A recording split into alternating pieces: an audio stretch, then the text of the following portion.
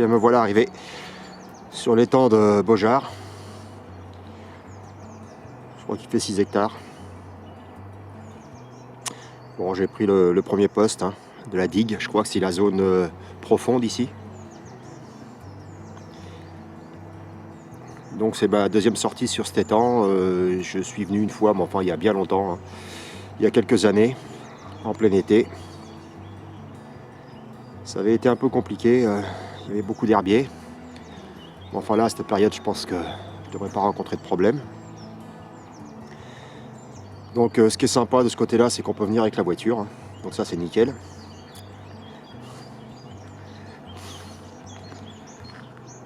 Bon, c'est quand même une belle pièce d'eau. Je sais que ça a été bien rempoissonné. Bon, je pense que c'est une pièce d'eau qui est surtout destinée aux carpistes, enfin aux spécimens, mais bon. Le blanc, il est présent, il n'y a pas de raison. Ouais, sturgeon, carpe,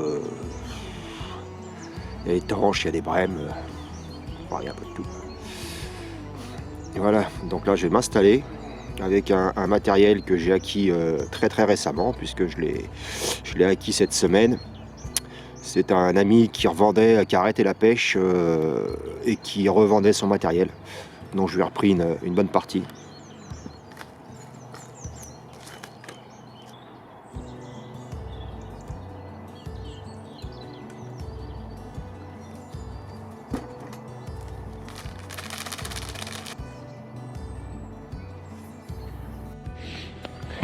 Donc l'amorce, c'est une amorce Brownwing. Alors ça fait partie aussi du matériel que j'ai récupéré chez mon pote. Donc voilà, c'est de la... Je ne connais pas, une amorce foncée. Voilà. On va mettre un peu.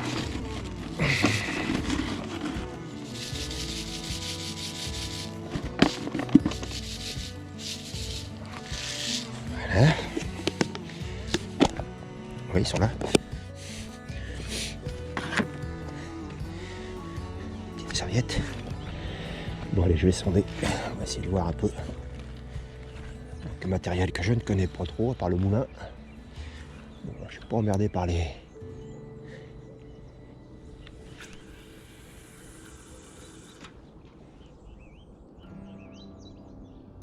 Trois, ouais, peut-être 1m50 là. Alors, normalement, il y a une fosse quelque part par là, il m'avait dit, à une époque. 1, 2, 3, 4, 5. 5, un petit peu plus profond ici, ouais. Et par contre, dites donc, avec tout le matos là, ça fait du poids. Ah oui, ça tient pas derrière. Ah oui, c'est... Ah d'accord. Ouais, donc voilà, je voulais vous faire voir le montage, mais bon, c'est un montage que vous connaissez tous, je pense, très classique. Avec, alors j'ai mis une fois n'est pas coutume, d'habitude je mets toujours en coulissant libre, mais là je vais mettre un petit stock float quand même, suivi d'une perle agrafe. Okay. Ensuite, la partie que j'ai le plus de mal à faire, c'est la torsade. Ok.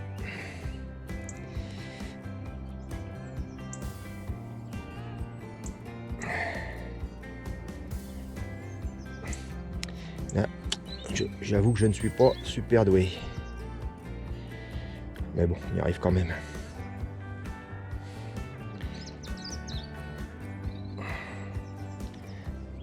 Voilà, torsade. Elle est peut-être un peu longue. Enfin bon, ça gêne pas. Tac.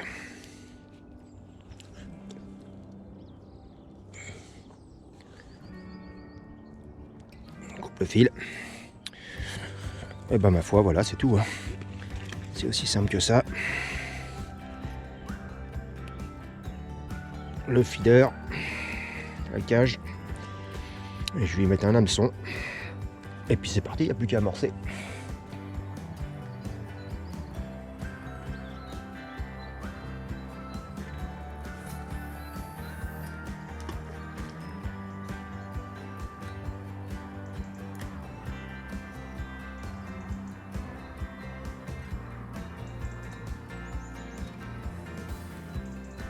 Bon bah voilà, c'est parti là. Là je suis en action de pêche là. Voilà, on va pas trop tendre non plus, ça sert à rien.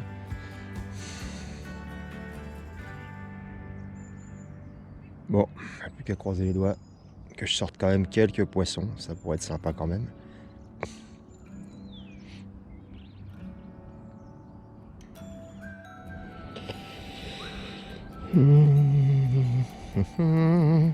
Donc voilà mon montage.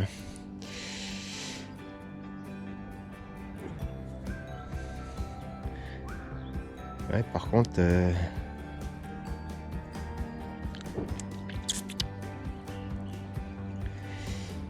faut pas casser là quoi. Bon, j'ai monté un méthode élastique. Ah ouais, c'est un peu particulier comme système. Je suis pas trop habitué à ces systèmes avec élastique. Enfin, comme je vous l'avais dit, j'aime pas trop les élastiques. Enfin, je voulais essayer. J'espère que l'élastique il est de bonne qualité. Il a pas l'air craquelé. Bon, on verra bien. J'avais dit que je resserrais l'élastique. Bon, on va en profiter aujourd'hui. Voilà, je vais mettre un petit micro-pelet comme d'habitude. Donc je vais prendre le moule qui va avec. Donc ça, c'est aussi une partie du matériel que j'ai acheté. Bon, on va se mettre dans le trou à esturgeon. Donc si je me mets là, je vais viser l'arbre qui est là. Non, celui-là. On va bien voir. Je veux pas aller trop loin. Voilà. Est-ce que je clippe? Non, je clippe pas. C'est pas prudent.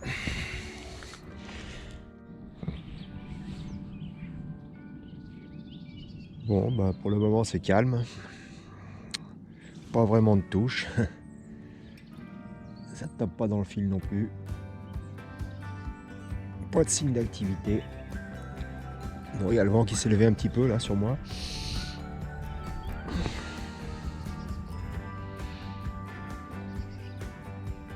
J'ai commencé l'asticot blanc, rien. L'asticot rouge, rien. Là, je suis passé au maïs.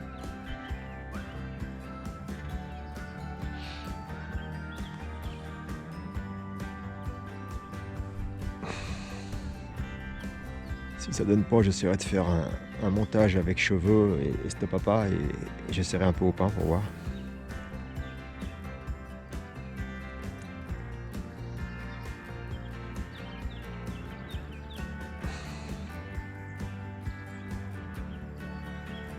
C'est pas évident, hein. Le poisson n'est peut-être pas là, hein. Peut-être une zone où le poisson ne se trouve pas. Tout à l'heure j'ai essayé de ramener le feeder 2 mètres par 2 mètres en laissant un petit peu en pause à chaque fois un quart d'heure, 10 minutes pour voir si... Enfin 5-10 minutes quoi, histoire de voir s'il n'y avait pas de poisson ailleurs.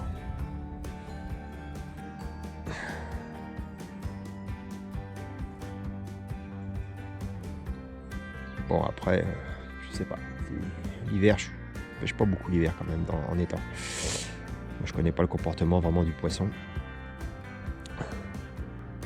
Bon, j'ai cru comprendre aussi qu'il se déplaçait peu, hein, qu'il fallait le chercher. Enfin là il y a 6 hectares donc pour trouver le poisson ça va peut-être pas être facile.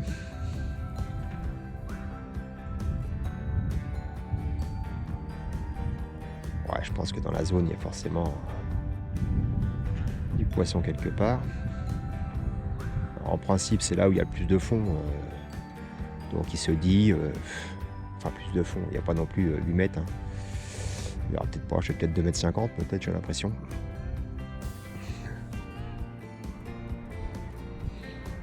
Bon, il est 12h30, hein. Toujours pas de touche. Bon, la méthode, j'avais essayé des petits pelets Red Halibut, là, 8 mm. Ça n'a rien donné. Donc, je vais essayer avec une pop-up, là. Une pop-up d'une SK30. On va bien voir. Bon, j'ai fait un petit mélange...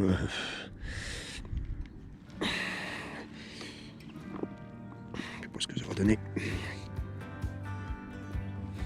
petit peu collant.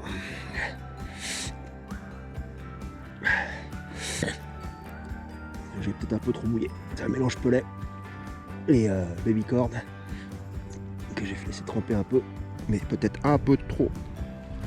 Bon, on verra.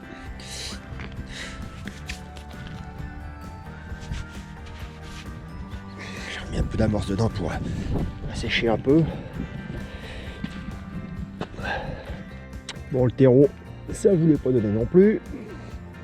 Donc voilà, j'ai essayé avec une petite bouillette de pain. On va voir ça. Bon, je suis pas sûr que ça tienne très longtemps l'hameçon, là, de la façon que j'ai fait. Mais bon, on va bien voir. Bon, là, j'ai mes lancers qui sont un peu merdiques, moi. Par rapport à tout à l'heure, j'étais beaucoup plus précis. Bon, ça va avoir les mains froides. Bon, on va laisser comme ça. Je vais aller casser une croûte et puis on verra. Bon, on va se faire un petit thé.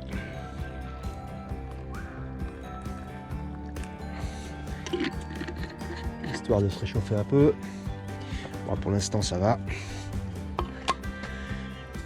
J'ai multiplié les couches. Et encore, j'en ai une que j'ai pas mise. Ça, et on va se prendre un petit encas.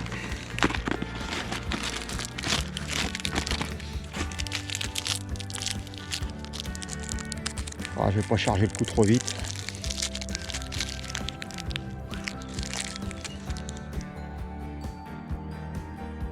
Bon bah il va être 18h. Et bah c'était pas folichon. C'était pas folichon du tout. Non, pas une touche, rien. Même pas une tape dans le fil. Les asticots intacts, même pas sucés, même pas allongés. Non, je comprends pas. Le proprio qui est venu, il m'a suggéré de pêcher au pellet, hein, parce que l'esturgeon apparemment répond bien à cette éche. Et en somme, c'est ce que j'ai essayé de faire là, on va dire pour la dernière heure, hein, ou l'heure et demie, quoi. Et rien non plus. Donc j'ai commencé à remballer. Et puis bah, je vais rentrer, quoi. Donc c'est un joli capot, hein, un joli capot, mais alors vraiment capot, quoi, sans touche, sans rien. Voilà. Bon, sinon ça reste quand même un étang plutôt sympa. Il est assez grand quand même, hein.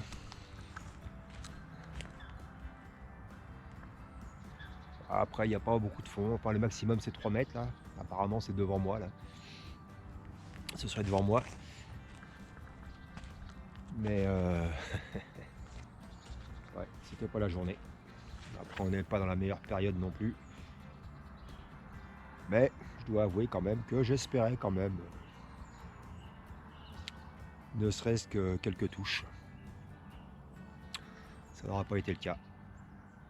Bon, sinon, que dire du matériel en tout cas que j'ai acquis récemment. Le siège, bon, bah, c'est sympa quand même. C'est quand même plus confortable que ma station sur du long, sur le temps, sur des longues assises. C'est quand même plus confortable. Après, c'est pas suffisamment pour faire une sieste. Mais bon, quand on a la pêche, on n'est pas là pour dormir, en principe. Quoique quelquefois, comme aujourd'hui. Et sinon, la petite Garboflex, c'est pas trop mal. Après, il faudrait tester sur du poisson. Par rapport à celle que j'ai, c'est peut-être un peu plus lourd, j'ai l'impression. Elle est un peu plus raide aussi. Il faut voir, il faut essayer sur du poisson. Voilà. Donc je vous laisse, je rentre à la maison. À bientôt.